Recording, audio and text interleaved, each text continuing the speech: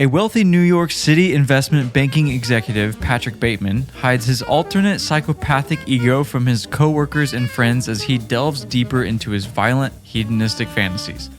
Is this 80s-based psychological thriller really one of the best of all time, or did Christian Bale somehow successfully seduce us with his killer looks and impeccable morning routine? I guess we'll find out on Chamber of Chill's number 46 best horror films of all time, American Psycho. New card. What do you think? Whoa, very nice. I don't think I can control myself. If you stay, something bad will happen. I feel lethal, on the verge of frenzy. I think my mask of sanity is about to slip.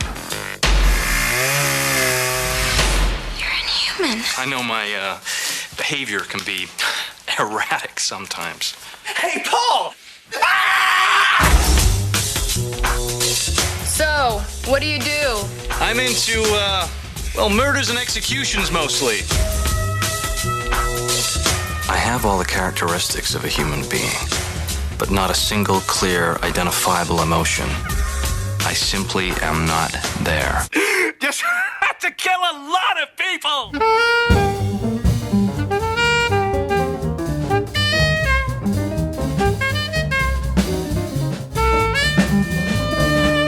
Welcome to Chamber of Chills. I'm Adam Ragsdale. And I'm Cameron Long. And today we're dissecting American Psycho 2000. Like I just said, came out in year 2000. Genres, horror and thriller. Its rating was R, but it almost got rated NC-17. Had to cut a few things. Whoa. Which makes sense after you've seen the movie because it's like borderline NC-17. It was directed by Mary Herron. This is our first solo female director we've had on Chamber of Chills. What do you think about that, Mary? She's not in the room. I'm just kidding. Are you with us right now? She's like 90 years old. Yeah, Are you her serious? spirit's in the room. She's 90? No, she looks old. Maybe Okay, she's fair. 90. I I was don't saying know. she was like this old. Okay, continue. I'm so sorry. She directed nothing I've seen other than this film. But if you've seen the notorious Betty Page in 2005. Love that movie. Really? No. Oh, I was like, you've seen that? I've never even heard of that. She directed I Shot Andy Warhol in 1996. Same, dude. And then she directed Alias Grace TV series in 2017. She seems to be doing more TV now. Interesting. Yeah, well, she still does films, but again, she's like 90 years old. So I'm just kidding. surprised by that. Don't hate me, Mary, if you ever listen to this in 20 years when She's you're gonna come probably for gone. us. Just kidding. It was written by Bret Easton Ellis, who is the author of the book that He this also wrote the movie? He was a writer for the screenplay. Yes, Spicy. this movie was based on his book. And then it was also co-written by Mary Herron and Guinevere Turner. And Guinevere was somebody that Bret brought in to help Mary kind of execute the vision. Interesting. It had been actually picked up by a lot of other writers. I'm pretty sure other directors wanted to run with it that got, let go of it and stuff like that. So Whoa. Okay. just because Ellis was he was pretty particular about like the vision that he wanted to execute, I and can he see thought that. that Mary was like one of the only ones who really understood what he was Interesting. I trying to wonder convey. why he felt that way. Yeah, I know. I don't really know. But interesting nonetheless. Star cast members: Christian Bale, 25 years old in this film. Wait, what? He's 25 when He's this my film is age? shot. Wow, that makes me feel I like know. I'm a weak man. I was like, I'm If that's ashamed. what a 25-year-old looks like. I'm then- thinking he's like 32. Like just Yeah. has his no, he's 25, and I was like, I'm ashamed that I'm a year older. That and he really- looks like that. that hurts me a I little bit. Hope Marin never sees what he looks like. Our in this wives are film. not allowed to watch this No. movie. Josh Lucas is also in this film. I really like him. Reese Witherspoon, Jared Leto, Willem Dafoe. This is probably the biggest stacked cast Dude, yeah. we've done so far. There are some heavy hitters in this one for sure. Yeah, which we'll get into later, but Christian Bale's character, Patrick Bateman, takes up way more of the screen time than any of the other characters Yeah, for do. sure. Academy Awards. It didn't get any Academy Awards, but it had several nominations and winnings in other global film festivals, including winning the best movie at the International Horror Guild in 2001. Okay. So Respectable. ratings it received, IMDb is a 7.6 out of 10, and that's 676,000 ratings. Rotten Tomatoes is 68%, and Letterboxd is 3.9, which is actually the highest so far. I think the highest we've had before this was 3.4. Oh, shoot. Which one was that? Was that Cabin in the I think Woods? Cabin. Yeah. Okay. Yeah. Financials, the budget that it had was $7 million, which today that's $12.5 million. The global box office it brought in was $34 million, and that's today that's $60.6 million. So they considered it a box office success. Okay. The filming, I couldn't find how long it took to film. Yeah, I had trouble with our last one, Goodnight Mommy. It's sometimes hard to find that. I know. So I did see that principal photography began in February of 1999 in Toronto in New York City. And then it premiered at Sundance on January 21st the following year. Okay. So I'm assuming probably a couple months. Yeah, somewhere in there. And then, you had post-production that probably lasted till like October, November, or whatever. Yeah. Okay. That makes sense. But premiered at Sundance, so that's kind of cool. So that's everything with film details. I'm about to MC Hammer it into that breakdown ballroom. We're gonna go with a belly flop into the breakdown. I'm doing ballroom. the worm so hard right now. Oh, Breakdown ballroom. Our favorite scenes. You gonna kick us off? Yeah. I have a lot. I do too, actually. I'm glad Yeah. you say that because I was nervous typing this out. Yeah. So for you guys listening at home, this is the first movie Adam and I did not get to watch together. Sad day. Sad day because Adam was out of town for work. I was in Tokyo. He on was a in business Tokyo trip. fighting Godzilla. And no, we didn't get to watch this one together, so we truly don't really know each other's thoughts. Yeah. Like at all. So this will be interesting. But I also have a lot. So Yeah, me too. I loved the opening scene, which we keep saying I know, we're always over like- and over. Yeah. But these films, That's why they're in our top 50. openings. Yeah. It's a big deal. Because I mean, you have this like white background and then there's like the drops of blood. Yeah. And they're synchronized with music. And that music just slowly builds from a few notes to like this full song. Mm-hmm. And then you see like a man's arm holding a knife, and then some raspberries start to fall, and you're like, wait, what's going on? And then boom, you're in this fancy restaurant, and that's where the film begins. And I just thought that was like a really cool way to open the film. Yeah. So, No, I really liked. which, quick little tangent. Oh yeah. Have you ever like thought about how fine dining has changed in film? Like in this movie, this like super expensive restaurant. Mm-hmm. It's like the colors are like this pastel. It's like bright and airy. And like now I feel like fine dining is always shown as like kind of modern, dark, like dimly lit. Like the menu. Yeah. Yeah. It's just a thought I had. Because that like opening up there, I was like, that restaurant looks like it would have like half a star on Yelp. Totally. Today. But Hey, I think Ratatouille is peak fine dining. exactly. So Remy would not approve of that place. no. I agree. I put his morning routine, just all of that, his inner dialogue. I mean, Yes. that was just awesome. I mean, you right off the bat are like, oh, yeah, this guy's definitely a serial killer. Yeah. But he's a good looking dude. He's got his crunches in whenever he's like, yeah, I can do 1,000 now. You're just like, I can this do guy is 1,000 now. insanely pretentious, but Yes. he just is like locked in to Yes. life.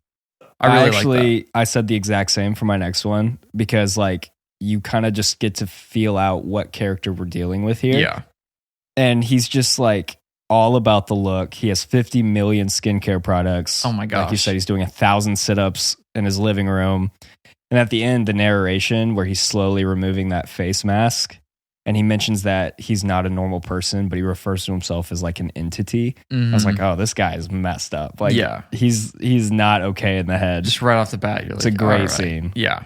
And then of course him walking with music, like which we'll dissect music later, but big part of the film. Talking about like him walking into the office. Yeah, Yeah. just wearing the headphones, which I know has become a meme, I which know. is so funny. He's listening but- to like, I think it's Walking on Sunshine. Yeah, Yeah. It's Yeah. kind of awesome for his character. so sick. I love the 80s club.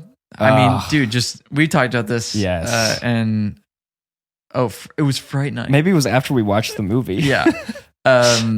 Where like A good 80s Just a dance good club. 80s dance. Yeah, it'll get you. Oh man, I'm a sucker. Very good. And like also him yelling at the bartender. Yes, because she turns around. What does she say to him? Because she doesn't accept his tickets, and Oh, she's that's like, what you it have to pay. was. Yeah, this is cash only. Love that card comparison scene. Oh, so good. So fun. And Again, the fact that it's brought up several times throughout the film. I know. It's just such a funny, like, ongoing thing. Like, because this movie does focus so much on capitalism and The like satire of your the impression American on dream. people. Yeah. Yeah. And we'll talk so much more about that later. Yeah. But it is just hilarious that you have these guys who are now like middle school boys comparing notes on like, or not comparing, they're like pissed. Like they'll pull out a business card, for those Yeah. if you haven't seen it. And it's like mint condition. It's made of blah, blah, blah paper. Yeah. And then this other guy's like, okay, oh yeah, check this out. And then it's like made of bone or something Yeah. weird. And they're just like getting pissed that the other people are like one-upping their business cards. Look at that. Picked them up from the printers yesterday. Good coloring. That's bone. And the lettering is something called Cillian Braille. It's very cool, Bateman, but that's nothing. Look at this. That is really nice. Eggshell with Romalian type. What do you think? Nice. Jesus. That is really super. How'd a nitwit like you get so tasteful? I can't believe that Bryce prefers Van Patten's card to mine. The like equivalent to like in middle school, you're like comparing like the best. This sounds stupid, but like the best mechanical pencils. You know what I mean? Like you're Yeah, like, exactly. oh man, you're bougie because you Yeah, I have a really know, nice for mechanical real. pencil. But then like of course, in high school, you're comparing, like Yeah. the kind of cars that you could get. And then of course, like Yeah. here you're comparing business cards. It's so I know. funny. It's I like thought the that was a progression. great scene. Totally agree. I loved the laundromat scene, which I will talk more about later. But Christian Bale's performance here is so good. I totally agree. Because he just feels so unhinged and stressed about his sheets, which, mind you, it's his fault they're stained because he clearly murdered somebody. Yes. He says it's like cranberry juice or something. But you really just feel like his anger is like an entity in and of itself here because Yeah. it's so intense. Crazy! You're a fool! I can't cope with this stupid bitchy! Understand? Patrick? Hi, Patrick. I thought that was you. Hello. Isn't it ridiculous coming all the way up here? But they really are the best. Then why can't they get these stains out? I mean, can you talk to these people or something? I'm not getting anywhere. Oh, what are those? Oh, well, it's cranberry juice, apple. Really? And then the subtlety of like he's obviously trying to hide this side of himself Yes. from his circle. And the girl walks in that he knows. And Yeah. she's like, oh, yeah, I go to this place because it's across town and blah, blah, blah. And you just realize, like, Yeah. oh, like he goes out of his way to make sure nobody he sees. Yeah. You know? So, like, It's just, I thought it was a really great scene. Yeah. I really enjoyed that one. I agree. I put, if you want to introduce an evil character, have the first scene be him killing a homeless man and his dog. Oh, Dear Lord. my gosh. That was rough. And like even the dialogue, Yeah. because he's like, you think you don't ever really think he's going to actually help this guy. Yeah. But he pulls out like his wallet or something and he starts talking to him and He's like, get a job. yeah. And he's like, do you know how like much you stink? Like you are so pathetic and blah, blah, blah. And you're like, dude, Yeah. leave this guy alone. I think that's one of the most hardcore scenes of the whole film. It is so sad. And then he stabs the guy to death and then stomps Kills- on his dog. Yes. Bro, yeah, that was rough. Just right off the bat, you're like, ugh. Yeah, that was a tough one to watch for sure. You just feel like this guy's so evil. Oh my It's gosh. terrible. Yeah. I said that I really enjoyed the whole scene with Jared Leto's character, Paul Allen. Because Which it's- scene? Well, I was going to say it's hard because I love that entire segment. Yeah. I love that he went out of his way to ask him to go to dinner at some dingy place that nobody goes to because he doesn't want anybody to see them together. Yeah. And takes him back. And I love too, which I'll mention this later too, but he gets Paul Allen really drunk on these martinis. Mm-hmm. And he just straight up says, I like to dissect girls. Did you know I'm utterly insane? And you're like, this guy is so ballsy. But then he takes Paul Allen back to his apartment. Yeah. You see the newspaper on the floor. And you're like, okay, here's He's going to kill him. where it's going down. And he just, like it's clockwork, just puts Just on a axes raincoat, him. Yeah. turns on Huey Lewis in the news, and Crazy. hacks away with an axe. That's literally what I put next. him smoking a cigar while covered in blood Oh, yeah. after killing Paul Allen. Yeah, it's pretty badass. Pretty gnarly. Cool. The scene where he almost shoots Gene in the head. Oh, with with the nail gun. Mm-hmm. Which I know that there's a film mishap with that we'll talk about. But I thought that was pretty crazy because it's like that's his like secretary. Like that's like, he's just nobody's safe. Like if he just gets that urge, which he mentions in that scene, he's like, I think you should go because I don't know if I can control myself. I know. And like he has these tics where it'll set him off if you're like, yes, dude. It like is intense because you just never know when he's gonna just lose his mind. Yeah, totally. I'm kind of jumping a little bit. Yeah. But I said when he brings the hooker back to his apartment for the second time, and they're like under the sheets and whatever, and she sneaks out. She's scared of him. She kind of crawls out from under the blankets, and then you see him starting to kill the other girl, and he realizes girl number one is gone. So he looks up and sees her standing there, and she just takes off. And his face is covered in blood. Yes, now, and that you're like, oh whole my gosh. chase scene is so good because you see like her running, the girl's running through the apartment, and she's trying to get out, and she'll like open a door, and there's two bodies hanging in a closet, and then another room. It says like die yuppie scum on the walls. Yep. And like it's so it honestly kind of reminded me of like old horror. Like it had like a very vintage horror flair to it, which I really appreciated. And her screams too were very effective here. So I just thought that whole chase scene was pretty like intense. Yeah. It's not perfect, which I'll talk about later because there's something at the end of that chase scene, but I'll talk about that later. I put that to the horror house is what I called it. It's like the realization that, this guy is like, he's not only bad, like he is like just sick and twisted. Yes. He's just and a serial killer. picking people off one by one.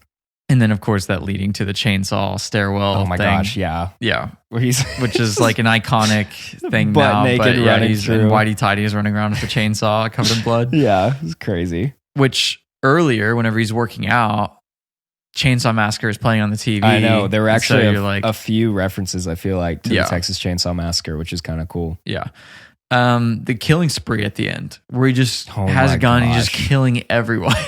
Dude, like anyone who sees him, he's like paranoid that like they're going to report this to the police. So he just kills shoots everyone. Yeah, everyone. From Everyone an he old comes lady across. to like a cop just sitting at a desk to like anybody blowing up cop cars. And it starts so innocent. Well, not innocent, but like, so yeah, this. It starts with him needing to feed the cat. And we'll to talk the about ATM that machine. too more later, but it says, feed me the cat. And this old lady sees him like about to shoot this cat. So she's like, what are you doing? He turns around, shoots her. Yeah. Then all of a sudden the cops are after him. He's killing police officers. He's killing janitors at this hotel. It's like just a complete murder spree. Yeah.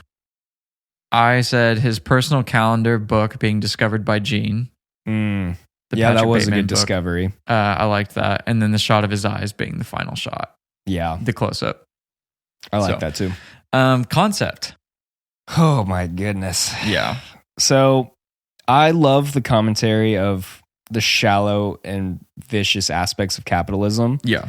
And this is just clear in the way that all the characters really only care about themselves, material gain. Yes. Superficial appearances. And everyone is on the surface. Like nobody is deeper than just like the bare minimum. Yeah. And all that matters in this world is, like we said, who has the nicest business card or where did that guy buy his suit? And so that was just like a really fun parallel for horror. I feel like to have like those notes. Yeah. But I think the concept of just having this like this businessman who like you would cross on the street and just think like, wow, he's like got it all. He's super successful, but he's behind the mask, just this crazy person. Mm-hmm. I thought that was really fun. And I also agree. love it being set in New York. I agree. I think it's a clever, satirically, based horror film emphasizing social privilege and power in an like overtly evil and demeaning way. Like which is exactly what you're saying. Like it was really interesting to see such a like evil horror view in this like space of like the 9 to 5 office space at Wall Street, type atmosphere. So I agree. I thought it was super cool.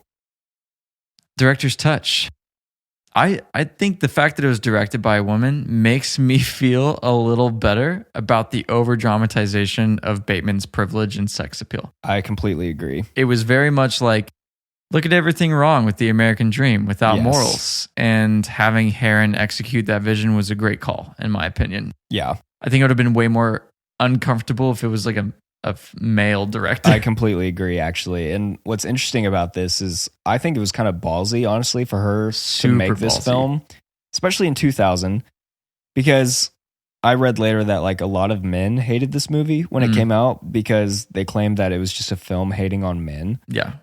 Like Greta Gerwig's Barbie. Yeah, exactly. I was going to say, though, like, this isn't, 2023 where Barbie's out making over $1 billion. This is 2000 where, I mean, there were still a lot of cases of, well, and there still are cases of sexism, here and there. Right. But I think for it being 2000 and her, like, because they do make, like, white men in New York look like complete douchebags. Totally. So I think it's kind of ballsy, and I kind of respect it. I agree. And one thing that Ellis even said, who the author of the book, he thought that the book was potentially unfilmable.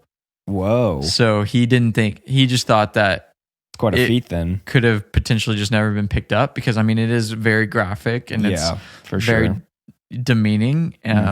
But also, it attacks like a pretty, especially in the 2000s, like targeted demographic. And that's the thing, though. I don't know if I agree that it's just a movie hating on men, because I've seen those movies. I've seen the movies where it does feel like, okay, like this is just a men bashing movie. Yeah. But I think this was honestly just them addressing through a serial killer, like the book, the dangers of greed, capitalism, and like self-indulgence. And there are, douchebags like that exist in Wall Street. Like, for sure. I think it's the people who are going to be offended about it. Yeah, are the people in this that movie it is describing. Same with the people offended about Barbie. Yeah, for sure. I just thought she also did really well balancing the interestingly undefined line between American capitalistic satire and sick and twisted fantasies. Yes, which is just, and it's also enjoyable to watch. Like, it's just a fun parallel to follow, because you get both sides of it. You see this crazy serial killer, but you also see him like on his day-to-day life just being a complete douche to everybody. Yeah. And it just makes for a really interesting plot. I agree. For acting, dude, top tier. Christian Bale. So good. Plays an incredible psychopath. So good. I think everything about him playing Patrick Bateman works. Like, he delivers his lines so well. Yeah. Whether he's calm and collected or like a complete douche, he's just so effective here. He carried the film, but it's obvious that is the intention of Bateman's character, to carry the film. For sure. I mean, it's pretty much from his perspective. It's not, first person, but it's third person focused only on what he's seeing. Yes, definitely. It's like his world that we're kind of just watching. Yeah. And I just think, I forgot how good his performance was, honestly, because we talked about this in our last episode, but watching horror films now through this lens of we're analyzing and we're criticizing and we're just jotting down our notes, I'm just much more, I guess, I'm paying more attention to that kind of thing. And his performance, I just feel like in every scene, I was just like glued to it because it was just so fun to watch. Yeah, he was very fun to watch. Especially whenever he's like freaking out. Like, you brought up the laundromat. Like, I think that scene, watching him, was just like really entertaining. I love Reese Witherspoon, and I wish that she was a bigger part in the film. Know. And I have more to say about that too. But I mean, all of the cast was super great, but no one's role even got close to the screen time of Bale's. Like I said, not even close. I mean, you had a stacked cast. Like, I mean, Willem Dafoe's on your cast list. Willem Dafoe, Jared Leto, and Reese they're barely in the film. Yep. But it's always fun when movies like do that sometimes. Like, it's almost like Drew Barrymore in Scream. It's like, let's throw this star in here and it's like, do you not know who you have? Like, you have like Willem Dafoe on your cast and he's barely utilized, but it's kind of, it's ballsy. Yeah. For screenplay, there were a few lines that I thought were a bit overdramatic, but I also understand that it was the intention for Bateman's fantastical world and the satire. But also, like, I'll give it the benefit of the doubt. Yeah, for sure. And like, I think for people who maybe don't understand the mission that this movie is on, you would see certain parts and think like, that was kind of dumb. He's over the top or cheesy, but that's the point. And they talked about that after in like the commentary on the film. That was very much a point they were trying to make. And so I honestly think the screenplay is great. I even wrote down like certain lines that I thought just had to be addressed because they're so good to me. But like I already mentioned I like to dissect girls. I'm utterly insane. I love this. Like, again, this movie has a lot of like running jokes. So there's like that restaurant, I forgot what it's called, Dorsia or something. That's an ongoing joke. There's just like a few things nobody like eats that. there anymore. Yeah, exactly. Because he can't get a reservation. Yeah. But like him saying a couple times, I have to return some videotapes when he has to leave. Like that's just his go-to. Yeah. And then it's so quotable. Saying murders and executions instead of mergers and acquisitions. And the girl thinks he says mergers and acquisitions. It's just so good. And then I'll get off this. I just thought some of these lines were so good.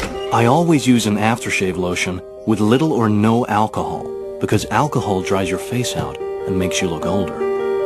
Then moisturizer. Then an anti-aging eye balm followed by a final moisturizing protective lotion. There is an idea of a Patrick Bateman, some kind of abstraction, but there is no real me, only an entity, something illusory. And though I can hide my cold gaze, and you can shake my hand and feel flesh gripping yours, and maybe you can even sense our lifestyles are probably comparable, I simply am not there. Wow. Yeah. What a great way to describe yourself. You can tell that this is based on a book. Like that is an author. That's not a screenwriter. For sure. And not to say that screenwriters can't write like that, you know what I mean? But it's just like very uncommon for somebody who's not an author to write like that. Well, and I'm pretty sure like a lot of those lines were taken directly from the book. Totally. And so that totally makes sense because I think it just sounds like poetry. It's so good. I think that the writing of Evelyn could have been fleshed out more and added more to the overall impact. Yeah. Which goes hand in hand with Reese Witherspoon's screen time, but less about her screen time and more about the actual character. Yeah, for sure. Because she's just kind of there sometimes. And I have some change chamber ideas on that. But what do you think about the score? No, I love the music and the soundtrack. I think that it was the soundtrack's crazy. Honestly, anything that executes 80s music in a film is going to appeal to me. But to make music such an important part of Bateman's character and part of the film was just like wonderful. Like I loved the stark contrast between orchestral and piano music, then going to Bateman's love for his like upbeat 80s music where he's like dancing before he's about to kill Paul Allen, and like you're like, this is just awesome. Yes. If you end up at Patrick Bateman's house and he turns on a CD, starts telling you about it, get the crap out of there, dude. He's about to hack you up. Oh man. Or if you hear piano music and he's taking off his face mask, just get out of his way. Yeah. Honestly, just never get close to this man. There's a storm coming. Yeah, I thought the music here is really good, especially the soundtrack. It's just really fun. It is so fun. Cinematography. Nothing incredibly artsy. Like we just went from Goodnight Mommy to this. But it was executed very wonderfully and efficiently. Yeah, it got the job done for sure. And I saw a lot of people praising like set designers and architects who, you know, not really cinematography, but kind of, who constructed Bateman's apartment because they have like all the black and whites with the very little color. And this just makes it easy for us to really pull ourselves into Bateman's reality. Yeah. I thought that was kind of cool. But in terms of like the actual cinematography, it's nothing special, but it gets the job done. I do love the zoom in to the extreme close up of Bale's eyes. I already mentioned that. But at the very end, the last shot being his eyes looking directly at the camera. I just like stuff like that. Yeah, for sure. Which that was probably the most like artsy shot of the film. Yeah. You know? But it worked. Overall impact. So the ending is obviously very controversial. Yes. I think that's one of the lasting legacies that this film will leave because people interpret it in different ways. And, you know, some people say it was all in his head. Yeah. And some people say, you know, it's half in his head, half of it actually happened. And Yeah. all that to say, I just think, and we've talked about this in previous episodes, but it's so fun when a film is polarizing and it gets people talking and arguing. Like if I can Google what does this movie mean, I love that you can just like pull up articles where they like dissect things and try to like, and people are like, no, it means this. yes, you know? build their case. So I think that's kind of the impact this film had. I know it has a cult following now.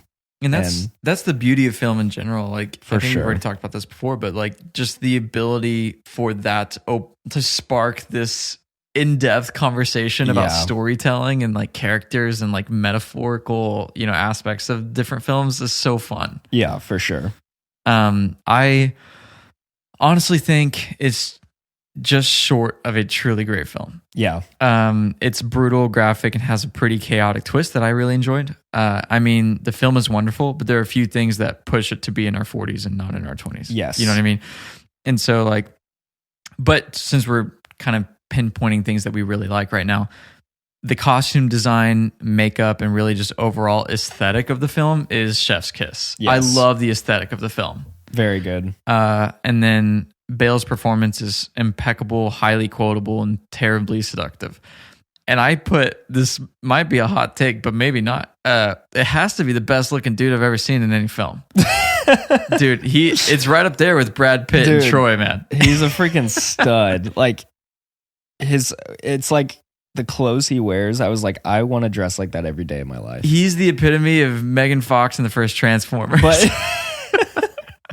But I completely agree, Barrett's dude. gonna He's a kill me. freaking stud. I was like, maybe I need to start doing 1,000 sit-ups a day. Yeah, that would whip us into shape. Yeah, that'll get it. Maybe I should spend 2 hours a day doing skincare routines. Ugh, Do you think, who do you think would be the best looking dude in any film? I would say, because we actually talked about this like last week. We were talking about like, okay, me and my wife, we were talking about if you could look like anybody of like the same sex, who would you look like? Okay. And so for me, I've always said Henry Cavill, Superman. Okay.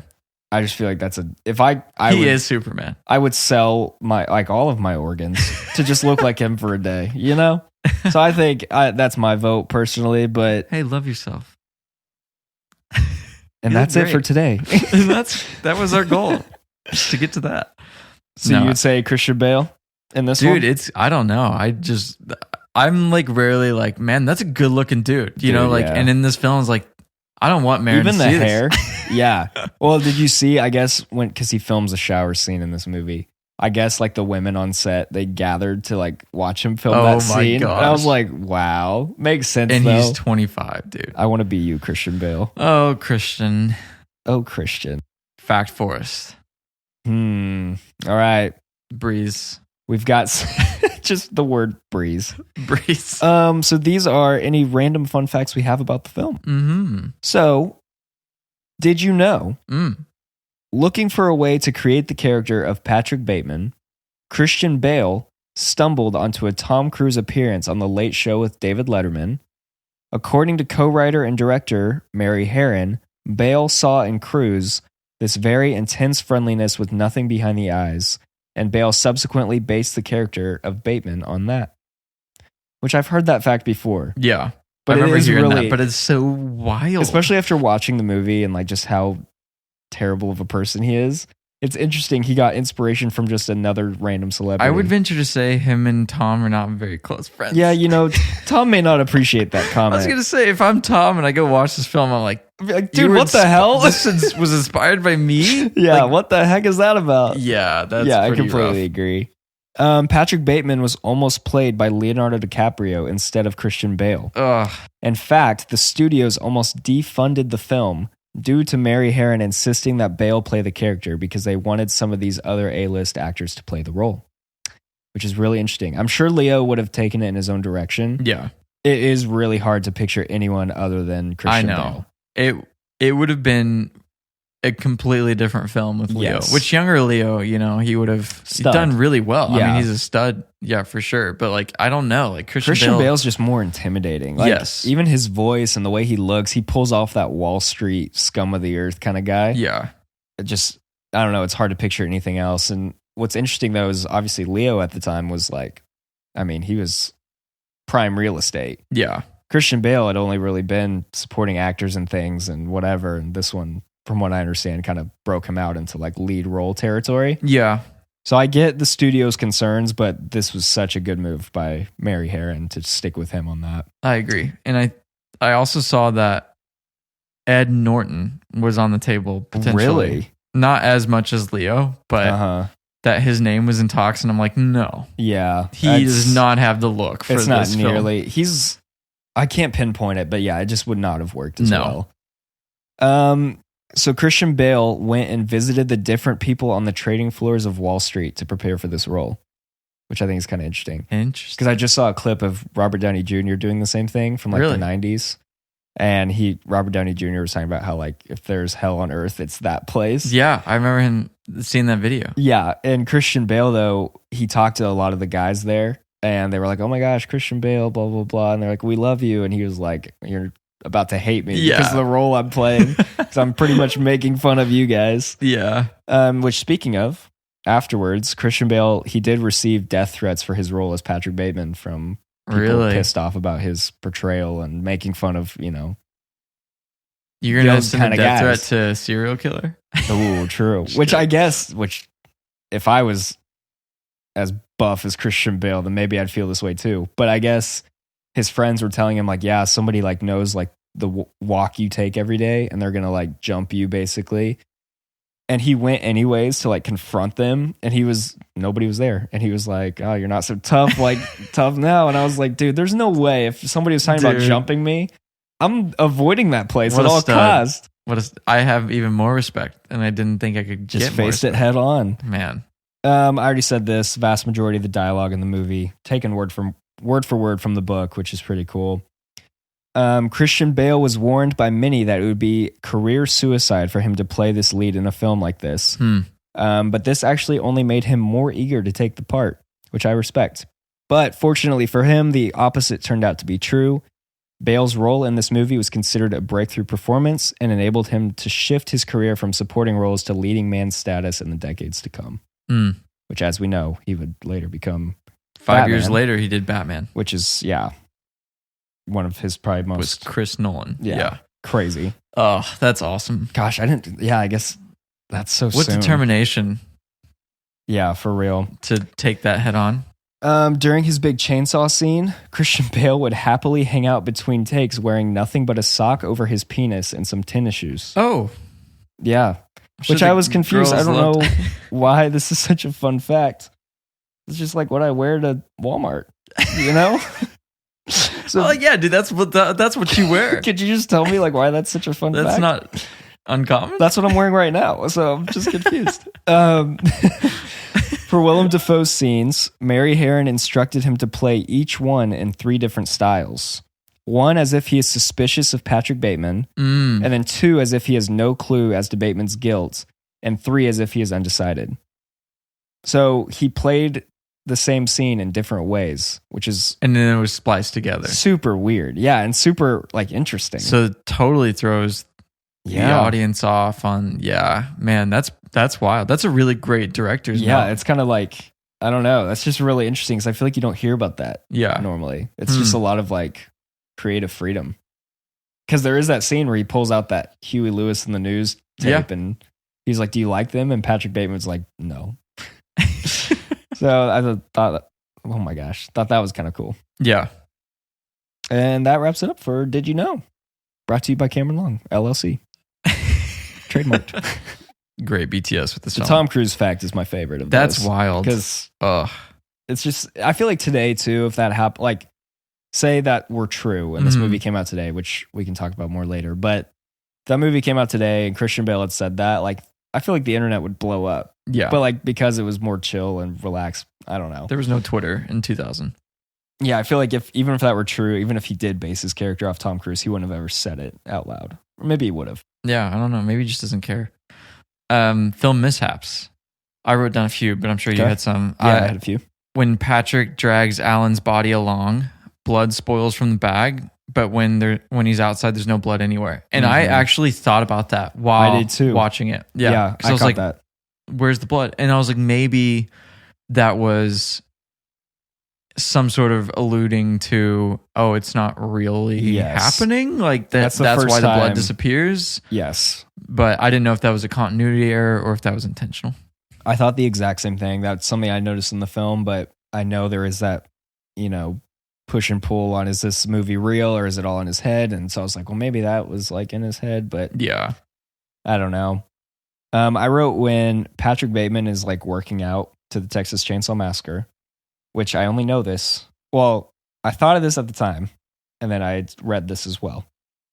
But the screams of Sally at the end of the movie in the Texas Chainsaw Massacre, they're inconsistent with the original film. So the film's playing during a scene, and you hear her screaming, but she's not screaming in that scene in the actual movie. So they just kind of dubbed her screams over that part. Interesting. The only reason I know that is because I just watched the ending of it again, just because I've been playing the game, and I was like, I'm just going to rewatch the ending again. But I was like, hey, she doesn't scream there. And yeah. sure enough. That is interesting. Noted that as well. Tiny little note, nitpick. Acquisitions is spelled incorrectly. I saw that. With no C. Yeah. On all of the business cards. So that person, the prop person, man, that's they messed up a little bit. I wrote Batman. Wow. From Bateman to Batman. Oh my gosh. So Bateman's bullet clearly hits the police car at the trunk in the rear when it blows up. There's nothing flammable in a car there in the first place, but a pistol bullet also would not blow up the car even if it hits the gas tank. Right. Which I feel like this needs an asterisk because we can talk about this later. Because some people say that part isn't real. Like you imagine that. But if it was real, that's so unrealistic. Yes. So I was thinking it was not real. That is what I lean towards imagination as well. Taken off. Which that can be a fun little game we play later. Like what do you think happened? What's when that? real, We'll have to debate that a little bit. But yeah. I might have a hot take on that actually. When Bateman hits Paul Allen with the axe for the first time, the blood sprays on him before he actually hits him. Also, the blood comes from a different angle than where Allen's head is supposed to be. Oh, I did not even catch that. So I didn't really catch it either. I just found it. So I can't, take credit for that. But still, that's pretty interesting. I want to go back and see that now that we know that. Bateman couldn't have killed Jane with the nail gun because the model of nail gun must be plugged. That model of nail gun must be plugged into an air compressor for the nails to be fired. If he had pulled the trigger the way he was holding it, nothing would have happened. Yeah. So I thought that was interesting. Yeah. But again, asterisk. It could have been his entire imagination. Which again, these movies will get you because they make them hard to critique because you're like, what was real? That's what I'm saying. Like it's so, and again, it's not necessarily like we talked in the last film, like sometimes that can be a cop out. Yes. In this film, I don't think it was used to be a cop out. I don't think that was, Yes. It just blurs the lines of reality. Makes it really hard to critique. That's all I had. Change chamber. Cool. On our way. Let's do it. Changes. Oh, is there anything we would change about the film? I have like 2 big ones. Really? Yes. Okay. And that's pretty much it. Okay. I have, I think 2 or 3. Okay. Give Evelyn's role a bigger part. Make her more of a real relationship with Bateman and let their breakup be a bigger part of the climax / him finding out the truth. Yes. Her character didn't add much, but had so much potential to add. That may have taken away from the satire, but to go back to the comedy plus horror debate, comedy most always turns the film into a different type of film than a movie like The Exorcist. Yes, completely agree.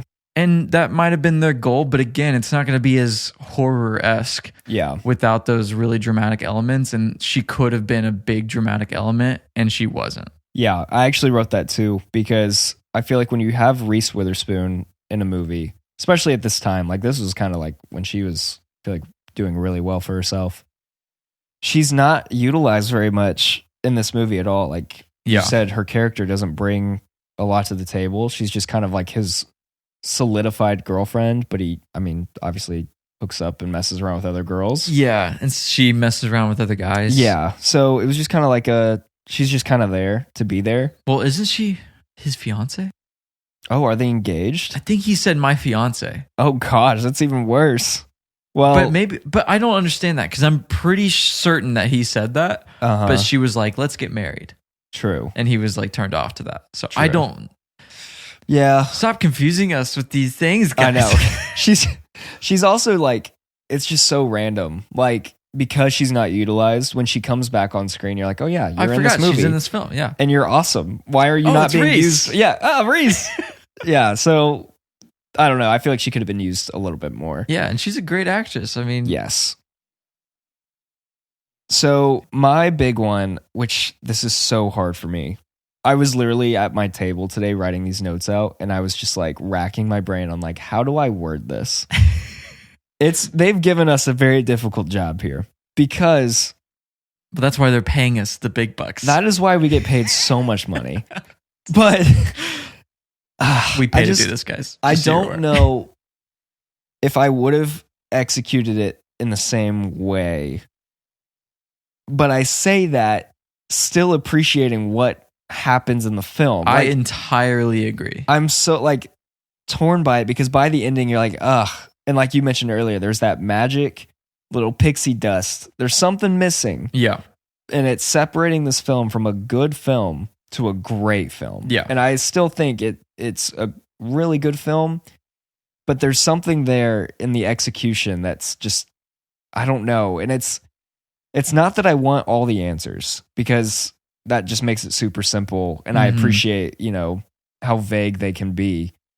But at the same time, I don't know. It just feels, it makes you just confused and a little like, it makes you feel vague a little bit. Yeah, there's a balance between giving the audience enough to work with Yes. and not giving them too much that there's conversation. And this leaned way too much into the giving the audience something to work with because they were Yes. like, we're gonna leave everything up for interpretation. And I don't like when I completely directors do. agree because it's hard to analyze and Yeah. figure out what is actually the truth. And we can talk about this more in a second, but the director, Mary, 90-year-old Mary, she came out and she's like, I guess a little frustrated with how people received this movie in terms of their interpretation of it. And I was like, well, you kind of did it to yourself. Well, and that's the thing is like, if you're going to do a film like this, which it's so funny that this is your note because literally that was my next note. Really? Okay, good. And it's so different than a film like Mother or The Lighthouse where the entire film is an analogy or a metaphor. Yes. This isn't that film. No. So don't make it so vague that we don't know what happened. Yeah, like, exactly. Give us some context clues to figure it out or to try to figure it out. Like there is no way we can figure it out unless the director or the writer are like, this is exactly what happened. I completely agree. And you can leave certain things up for interpretation because that will spark, debate, and that's fun. But like, don't leave the entire film up for interpretation. Yeah. I literally said the same thing. I said, I wish there was just a little more resolution to understand a few more plot points behind what really happened and why Bateman believes the way he does. Yeah. So I understand that the film is from his perspective, but I'd like to see if the film would be better had we known exactly what really happened while he was in his fantasy. And to me, it's like we just watched an entire film, but none of it was actually real, or we don't know. Mm-hmm. But because we didn't know what really happened, the only thing we did get to truly experience was his mental deterioration. Yes. And maybe that was the main point of the film, but not that I don't know. It was just, it's frustrating to me that if that was the main point of the film, like we just watched something that we have no idea. Yes. So, which it may be too early to kind of like talk about that, but what would you say you think happens? Like, what do you think is real and what do you think is not? Or do you think all of it was fake? So my interpretation was that all of it was fake and that we truly did not see what really happened. And I based that on his conversation with this, lawyer. Mm-hmm. And maybe he wasn't even his lawyer. Maybe it was just a guy he knows who he thought it was his lawyer, Right. like where the two scenes where he goes to Paul Allen's apartment and it's not actually his apartment. Yes. And then the scene where he's talking to this guy and he's like, I did all these things. And he's like, that's impossible because I was just with him. And then the detective even says, you were there. You were in you were in Atlanta. Yeah. Whenever you quote unquote believe you killed Paul Allen. So that's impossible. Yeah. And it turns out that Paul Allen actually did go to London, which is so I just was like, all of it was fake. Yeah. That's what I thought. That is exactly how I felt by the end. And you're kind of like, so this guy just made all this up in his head, which can be like, ugh, I hate it. Like, Yeah. I wish some of this was real. And I cheated a little bit because I did go off and like read my own stuff. No, on I'm it. glad you did. And Mary Herron, because she was frustrated that people are saying this, which I think is dumb. You can't get mad at people for saying, like you and I are saying, like, Usually when several people say the same thing, Yeah, like, you're not the one. I think in you the missed clear. the mark a little bit because Yeah. everybody could watch this movie, and if they don't do their research, like if they just don't care enough to go Google around, they're gonna walk away thinking, "Oh, it was all in his head." Yeah. She, I guess, made comments about how, like, no, it is all real. It all happened apparently, but her excuse for that was the people, like the guys, they always mistake each other for other people, and that's mentioned earlier on in the film. You see, like, Paul Allen's character confuses Patrick Bateman with somebody else. Yes. So there's that, they never know who is who, but it's really this narrative on like how selfish people are and like they're all out for themselves. Because like even like him coming back to Paul Allen's apartment where it was what you called the horror house, he shows up and it's completely clean and they're like selling it and there's like open house. Yeah.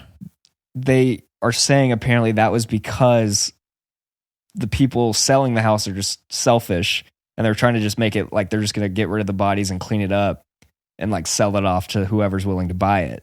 And I was like, I know it's satirical and it's like, but No. it does feel like a little bit of a stretch to That's say a huge like stretch. everybody's just, and same with like, because one of my nitpicks, as much as I love that chase scene through the apartment, the girl runs out screaming and then he chases after, he's butt naked with a chainsaw. Yeah.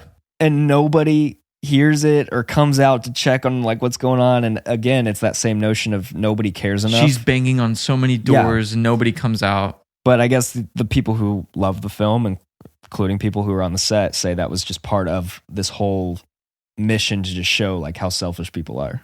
So I was like, That's I get too what much you're of a saying. stretch for That's me. just not how I saw it when I watched the film. But who I'm knows? sorry, but if that was your, that makes me not like it more. Actually, for it to hear that Yeah. Mary said that. It's really interesting because I don't know. I like there's certain scenes like the cop car blowing up with the pistol. You're like, okay, I don't think that happened. Yeah, if that was supposed to happen, then that's completely unrealistic. The ATM saying "feed me the cat." Obviously, that's not real. He's the Lulu.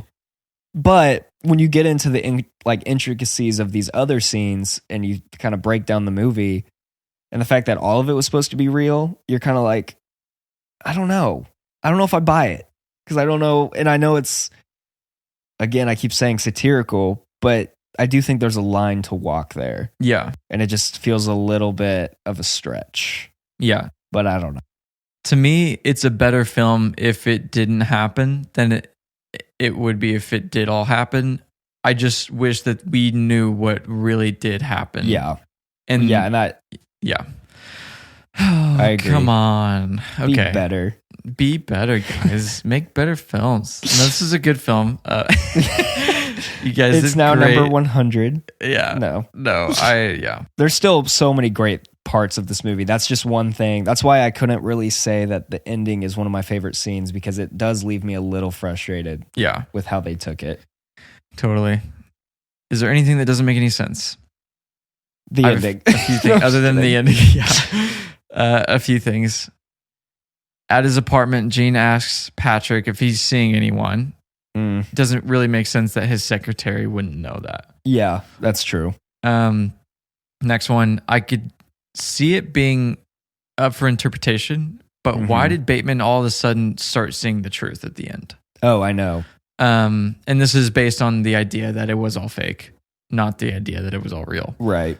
But was it because he thought he'd just murdered 20 people and that broke him out of his psychotic breakdown, or like him going to Alan's apartment and finding out it wasn't actually his apartment?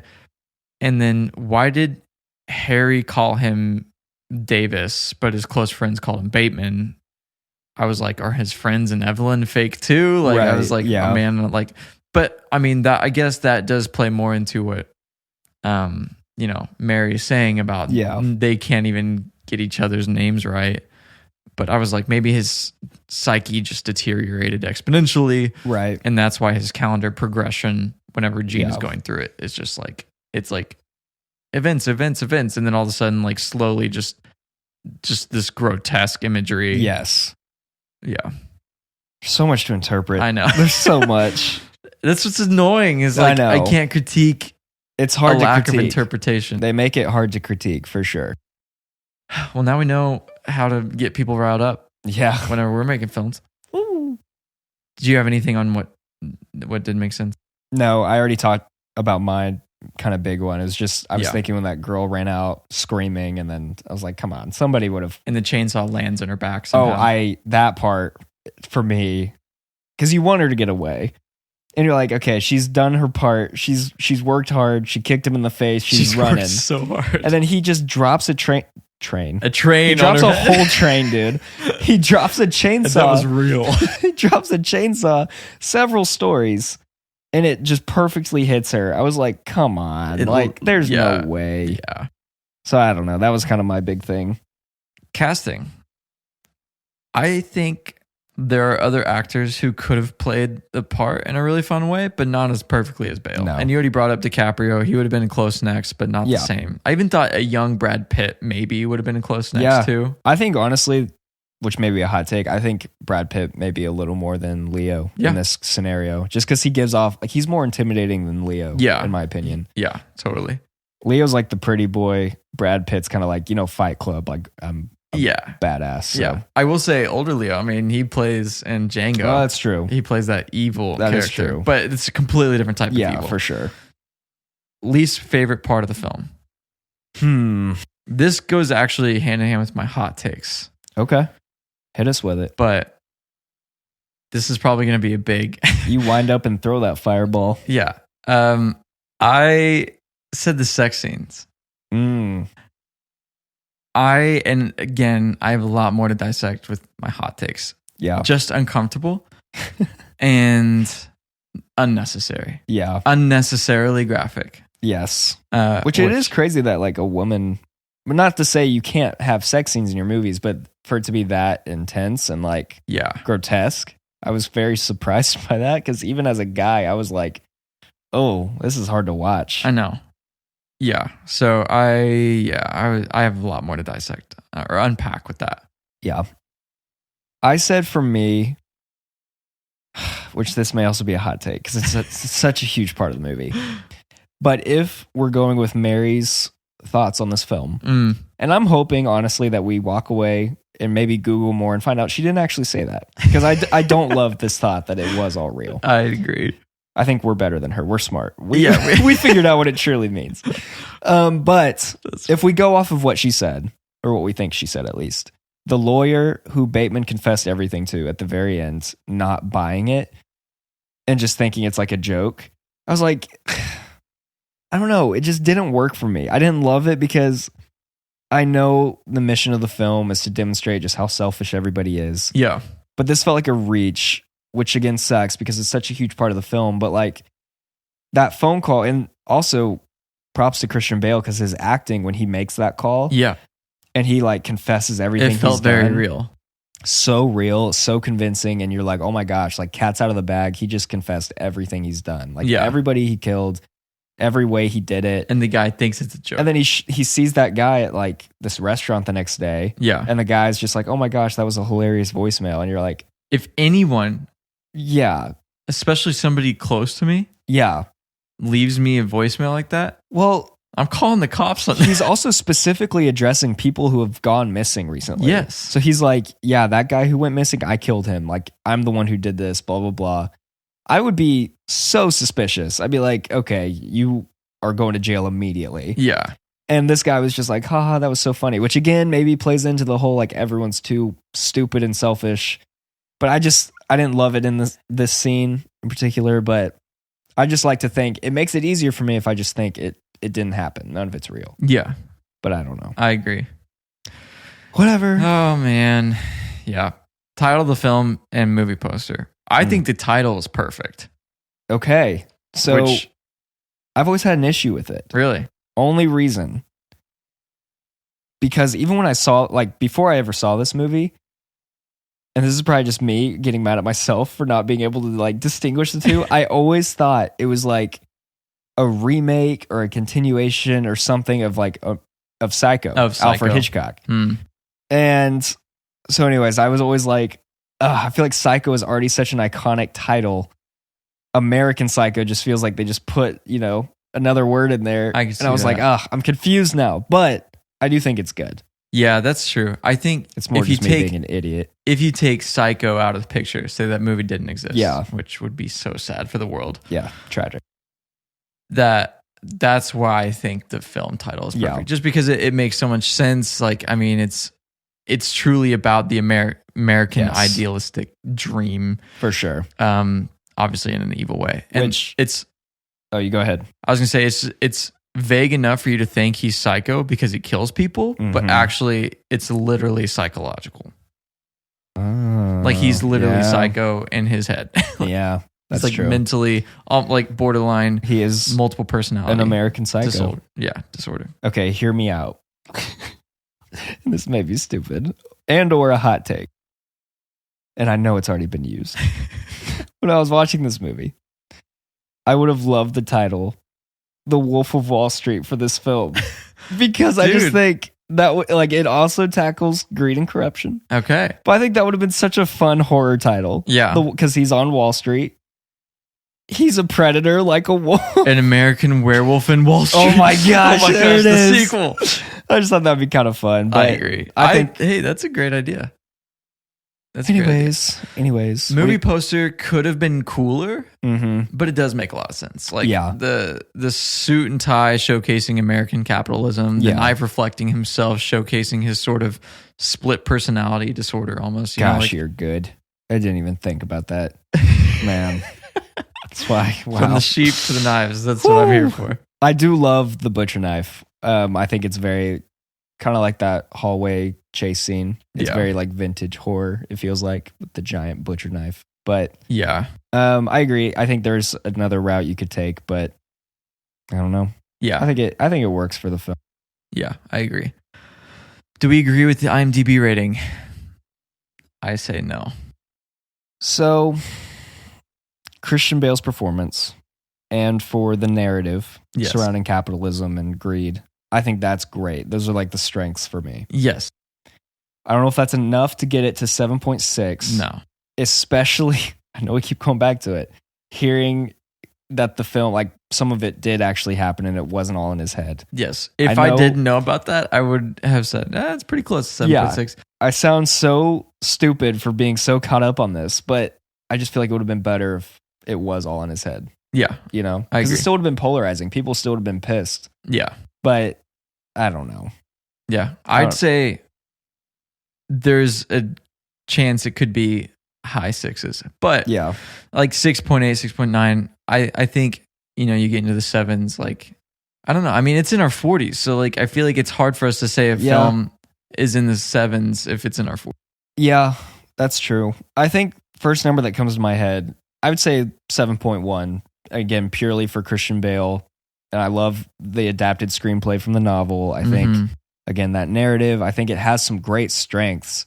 There's just, again, what we've already said, something keeping it from being a good film to just a really great film. So I don't think 7.6 is super on Yeah. the nose, but Hot Takes Hallway. We're here.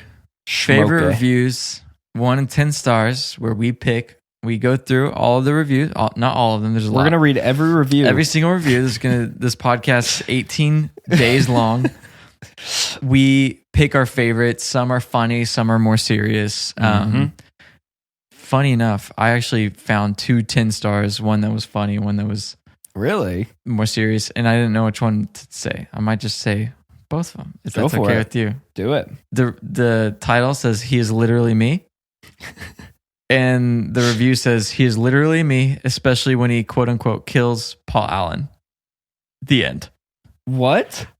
Yeah. What? You also want to kill Paul Allen? I don't know what this. Okay.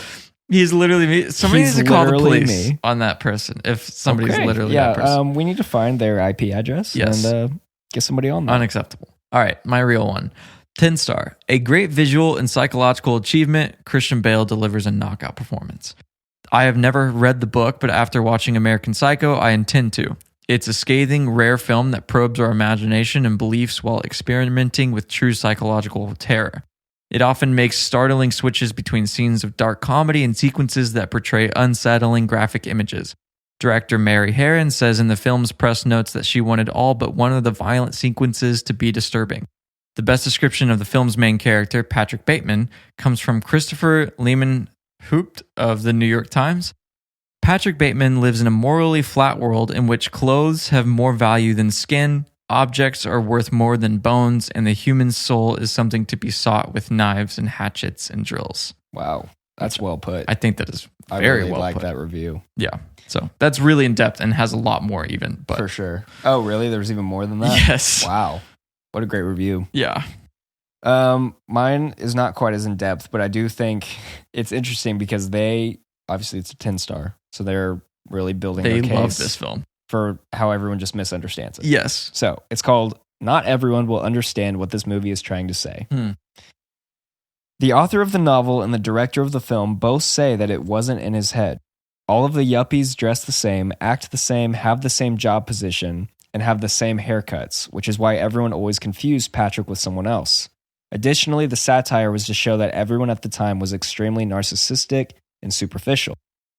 The landlord of the apartment cleaned up all of the bodies and gore that Bateman left behind in order to protect the property value. The point is that Bateman is an actual psychopath who lives in a society that somehow is even more crazy than he is. So I guess that's the point. A lot of, and I've read similar reviews. So that's backing up Mary's original. Yeah. So people, again, we mentioned that cult following. It looks to me, at least from just looking around online, a large majority of that audience, they all say that. They all say, like, this is a very intentional film and you just don't get it if you don't agree. And I'm like, man, there's a lot more to unpack than I even thought. yeah, there's That's a so- whole lot to go through. Man, we could probably talk about this for a long time. For sure. Oh, man. So we'll save you guys from Yeah. boredom, but we'll go into our 1-star reviews. 1 star. My title, New York Yuppie is bored by his Wall Street life and turns into a perverted serial killer. Are the events true, or is he only imagining his deeds, drugged by too many videos? Review. This movie is sick, pointless, and utterly boring. Its quote-unquote message, if any, is as shallow as the life it pretends to criticize. No significant plot, substandard actors. Director, go back to film school and watch Stanley Kubrick, who knows how to depict senseless violence. Dang. That is a critique. They came for her, man. Did. I mean, I do love some Kubrick, but Yeah, it's a little harsh. I know. Mine is titled, This Doesn't Even Deserve 1 Star. This is the worst pile of garbage masked as a movie I've ever seen. It's garbage. Not only is the storyline moronic, the violence depicted towards women is filthy. The screenplay, the writer, and the director all should be flogged for putting out garbage like this. You know, just pause. I think they think it's garbage. I think that That's they only the third time they really like it. use that word. Continuing. Pig swill is the Pig swill. translation for garbage. Plus the horrific depiction of the main character, played by worthless actor Christian Bale. Oh my God. Yeah, that's a hot take. Is deplorable. Literally stomping a homeless man and his dog to death. Who wrote that garbage? Wow, 4th time using the word garbage. Yeah. This movie should be dropped in a bottomless pit for the garbage it is. Whew. Garbage. Garbage. Lots of garbage. A lot of garbage. Garbage. Do Well- we have any hot takes about the film? Oh, do I? Do you? I appreciate this film a lot. And obviously, it has amazing scenes, and Bale crushed it. Yep. However, subjectively, even if there isn't any positive resolution, that I personally, this is a personal preference, Okay.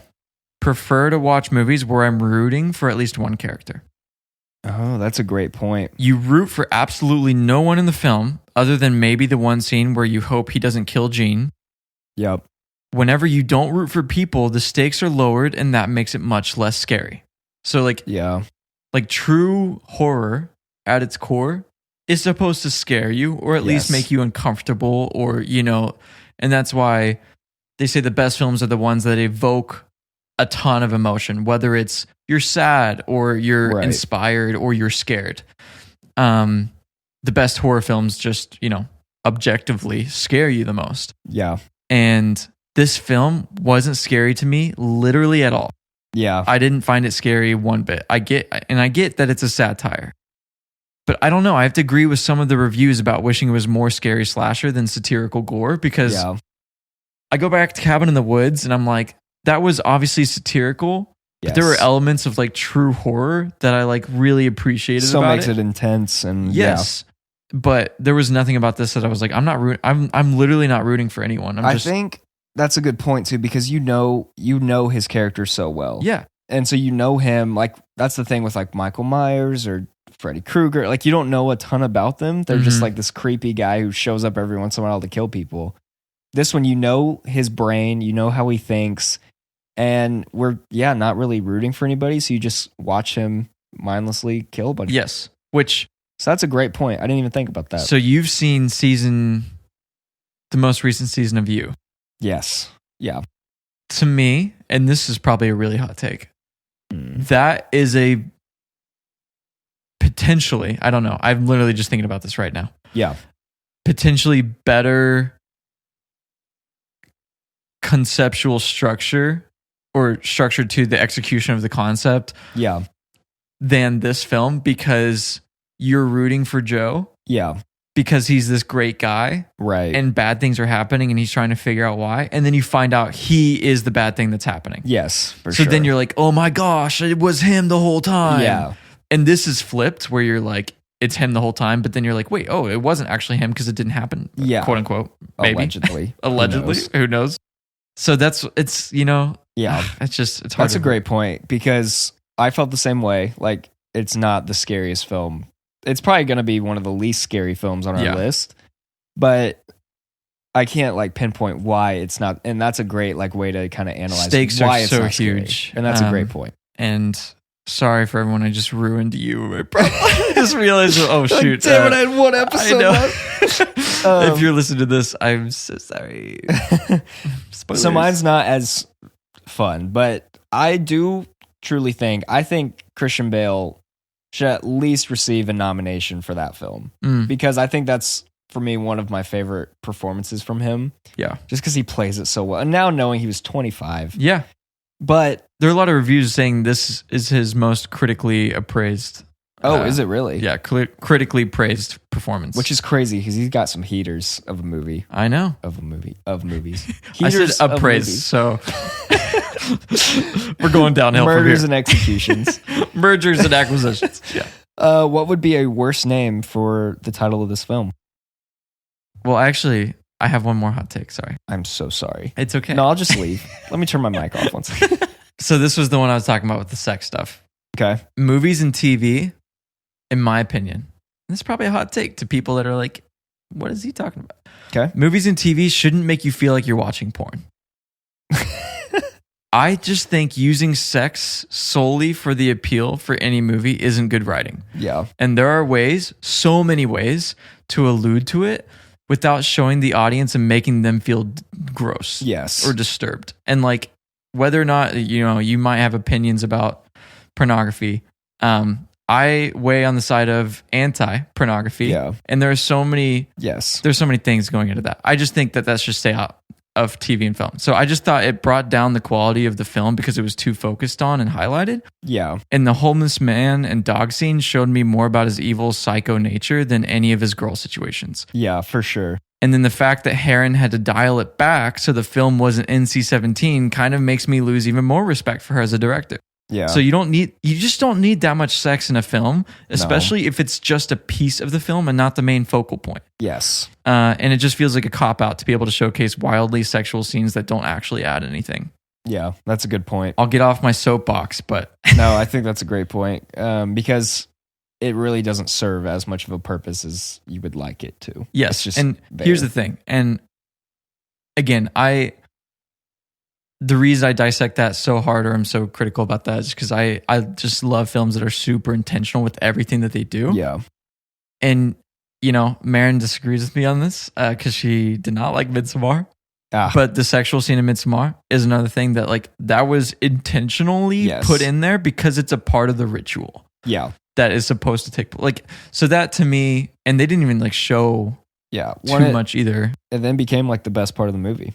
It's my favorite scene. It's the most rewatchable scene in the whole film. So rewatchable. But anyway, sorry. That's just how I feel about that. For sure. So the only redeemable part of that scene, the first time with the two girls, is I love him talking about Phil Collins. But that's more just a peek of like. Yes, that's before they even started. Yeah, before they start doing all the weird stuff. But he like turns on the CD and he's talking about the career of Phil Collins, but he's also directing them to do like stuff as he's trying to just talk to them about music. Yeah. So I don't know. I thought that was kind of an interesting balance, but I completely agree. I definitely think it was just for appeal. Yeah. So worst name for the film? Yeah. What you got? Big cards, big booties, and big dreams. Perfect. The big three. The big three of the American dream. I said Batman versus Joker. Because you have Christian Bale, who played Batman, Jared Leto. Jared Leto, the Joker, man. Great little parallel there. If only Reese Witherspoon was Catwoman. Ivan threw in, actually, it was Batman versus Joker, the Axe of Arkham. So, they should have really gone with that, but it's all right. Bateman begins. Bateman begins. Bath of Bateman. Man, there's so many. Okay, I'm sorry. Have we heard any hot takes we agree or disagree with? I find myself agreeing more with the lower reviews, I think, than the higher reviews. But I also agree with the main point in the higher reviews that a lot of people didn't really understand the goal of the film, which is a common theme for satirical horror films in general, like which was the whole take them seriously. Polarization of Cabin in the Woods. Because if you take them seriously, you're going to hate them. I know. So I think this film definitely fits into that category. Yeah. The big one I saw, there was a whole Reddit thread about this, and it was like, you guys are so wrong. There are a group of people out there who say this is a Christmas movie. Because there's a scene? There is one Christmas party in the entire movie. Hate people. It is not a holiday Christmas movie at all. No. Die Hard makes more sense to me. Yeah. Sure, go for it. I know some people. Set, the whole film is set during Christmas time. This scene has nothing that Those makes you think don't deserve to celebrate Christmas. They're reaching so hard. That is too much of a reach. I thought that was a very hot take because I'm all about my Christmas movies. Yeah. No. No bueno. If this film were released today, what would the reaction be? I think people would hate it. Yeah, I definitely think so. I do think Bale would have been praised. Yes. To the end and of potentially the nominated. Yes, for this performance because people already love him. They know him. Yeah. They'd be like, wow, this is like his best performance. Yeah. But I do think it would have been maybe even more polarizing. Yeah. I also said if the goal of the character is to be canceled, would that work with Gen Z? I'm not sure. Because obviously a lot of these characters would be canceled pretty quickly. But then you also have movies like Django. Yeah, where you're like, that's obviously getting canceled.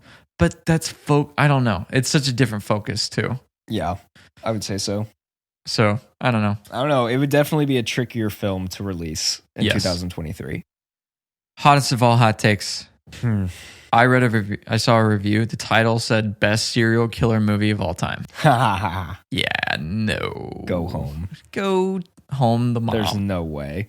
To good night, mom. Good night, mommy. I know. Completely disagree. I could name, and we will. Serial killer. We will name better serial killer movies. I was going to say, this is number 46.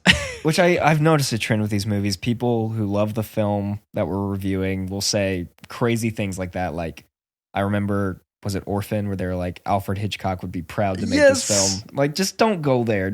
These people are wild. For me, it's just, I'm biased, but the Christmas movie take, I think, is ridiculous. That's a really crazy But take. you say that one's definitely, that's a contender for sure. I don't know, the Christmas movie is up there. That's a chicken tender. It's up there with the Crispies. I never talk like Why this. does that sound like an award? Are you going to the Krispies tonight? Yeah, I won a Crispy last year. I want a Crispy. Oh, really? He was nominated for 3 Krispies. Those are really hard to get these days. All right, we're starting it. All right, chill factor. Ooh. I loved, this is probably a hot take. I loved the morning routine and inner dialogue scene because it just immediately sets the tone for like, this guy's freaking nuts. That's one of the best scenes, I think, in the movie. It's very effective. But it is an honorable mentions, the killing spree finale, just the psychotic of that. But in the sense of it being fake. Not if it's real, it's one of the worst scenes. Yeah. I'm serious. I'm not even joking. Honestly, I agree. And then another honorable mention, the horror house realization, her escaping and running into all the bodies. Yeah, that's a great scene. It's definitely the most, I would say, like intense scene if you get there. But for me, I said Christian Bale's performance. Yeah. There's one scene I wanted to ask you if you noticed it, because it's my favorite part of the entire film. Okay. I already mentioned this earlier. The laundromat. Yeah. But this part happens, and I thought to myself, like, that's my chill factor for this film. And it's when he's yelling at the elderly woman, and that girl Victoria walks in, and she's trying to get him to like go on a date with her soon, and he just kind of ends it abruptly, saying like, listen, I've really got to go. I'll call you. And it's like a blink and you'll miss it moment. And the only reason I was like looking out for it is because I've seen it on Twitter before. But as he's walking away, his demeanor shifts from like this cheery, rushed businessman to like a complete killer. His eyes just like, and his expression, they're so creepy. Like, and it happens so fast, but it's such a great little detail. He just drops his face. And I love that hidden detail because it's so fun if you can like catch it. And I was like, that's my chill factor. Christian Bale's amazing in this movie. I actually, I take all my stuff back because I agree with you. His performance is the chill factor the whole film. Yeah. 25. Screw me, dude. Oh my God. I'm not even going to think about it anymore. I'm just going to go sad. Final thoughts. Do we recommend this film to everyone or only a select audience or maybe nobody at all? Definitely not everyone. Yeah. Unless you understand the primary goal and are okay with graphic sexual content and gore. Yes. Not necessarily okay with, but like you can be, you can watch. If you're a huge if you fan enjoy, of those films, enjoy just terrible. We'll never be in the same room. But I would say I would recommend it for people too who enjoy doing their homework after a film. And I know like you and I are kind of like that. We both like to, dive into films afterwards if they're, going to leave off on a certain note. Mm-hmm. And like I have a friend, Cooper. You're also friends with him. He's not just my friend. I am also. We are both friends with Cooper. People like that, I would say, go for it.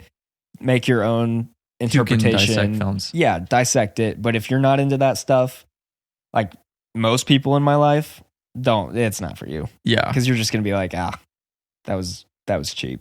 Yeah, totally agree.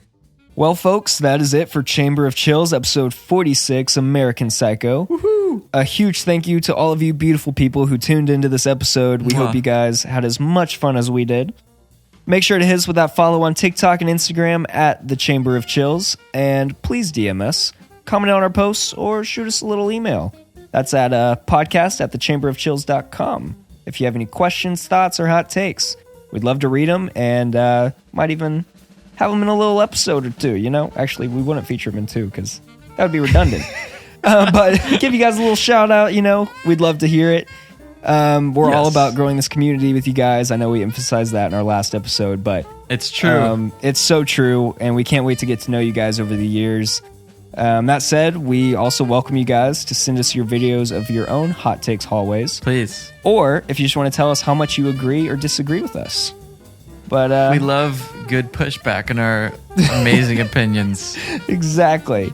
So we appreciate you guys. Thank you for listening. And we got to return some videotapes. Peace. Bye.